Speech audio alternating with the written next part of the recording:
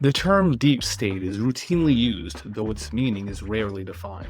To put it simply, the deep state is the powerful, behind the scenes forces that have risen to power after World War II.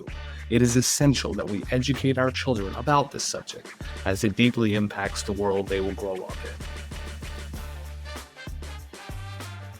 The story of the modern deep state begins in 1947, when President Truman formally created the Central Intelligence Agency to gather information on foreign enemies.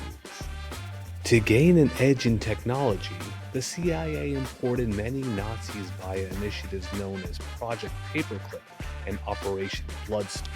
To further gain an advantage against foreign adversaries, the CIA then embarked upon Operation Underworld, in which it established an alliance with the Mafia. When President John F. Kennedy and his brother Robert F. Kennedy sought to weaken the CIA and the Mafia, they were assassinated. With Kennedy out of the way, the CIA and Mafia were able to continue the Vietnam War and used it as a means to develop covert funds, largely through drug trafficking, to overthrow foreign governments and enrich themselves.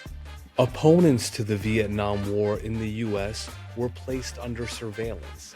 This process necessitated close collaboration between elements of the CIA and elements of the NSA.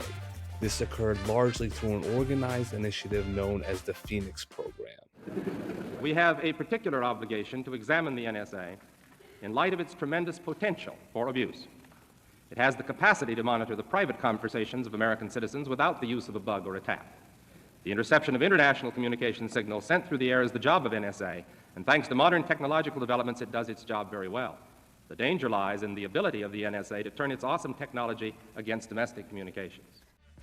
When Jimmy Carter entered office in the late 1970s, the CIA had moved on from Vietnam and were financing a revolution in Nicaragua.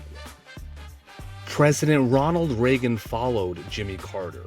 Reagan was backed by prominent Mafia members, and his administration was exposed in the Iran-Contra affair for financing the revolution in Nicaragua by illegally selling weapons and drugs. And it is the trust that we put in each other in government that makes it work.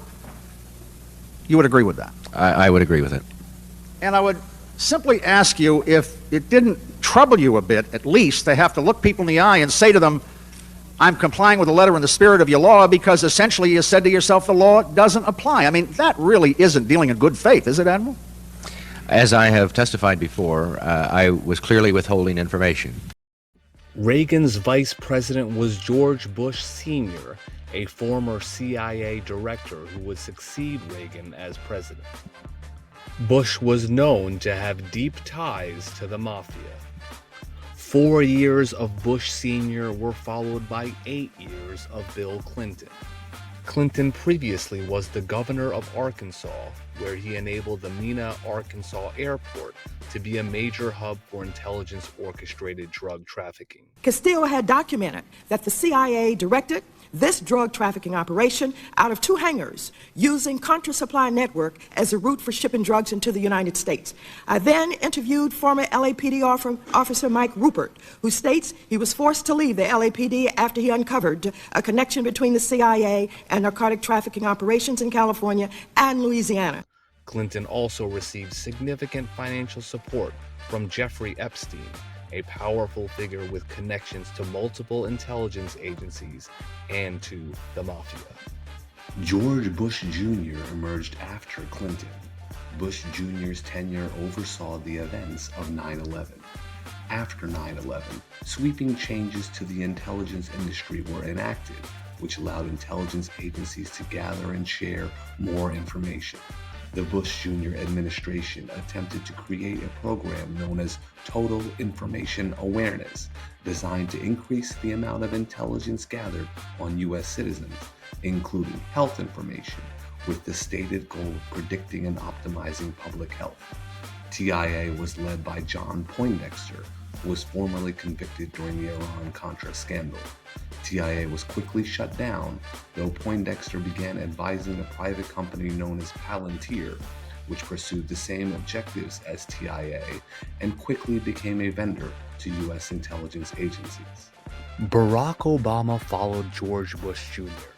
Obama empowered the deep state by further enabling massive amounts of data gathered by intelligence agencies to be shared more easily without a warrant.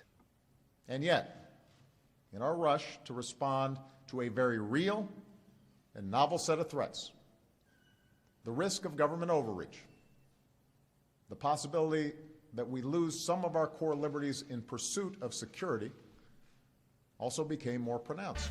After Obama emerged Donald Trump, an entrepreneur with ties to organized crime via his casinos, a business frequently used for laundering funds obtained via illegal endeavors.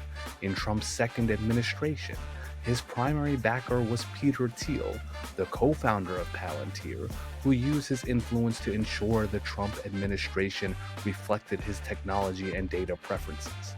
The Trump era, which was intermixed with the Biden era, saw the rise of COVID-19, in which biosurveillance efforts were formally introduced around the world, and which saw the US government provide public health data to Palantir with the ostensible goal of predicting and preventing health crises.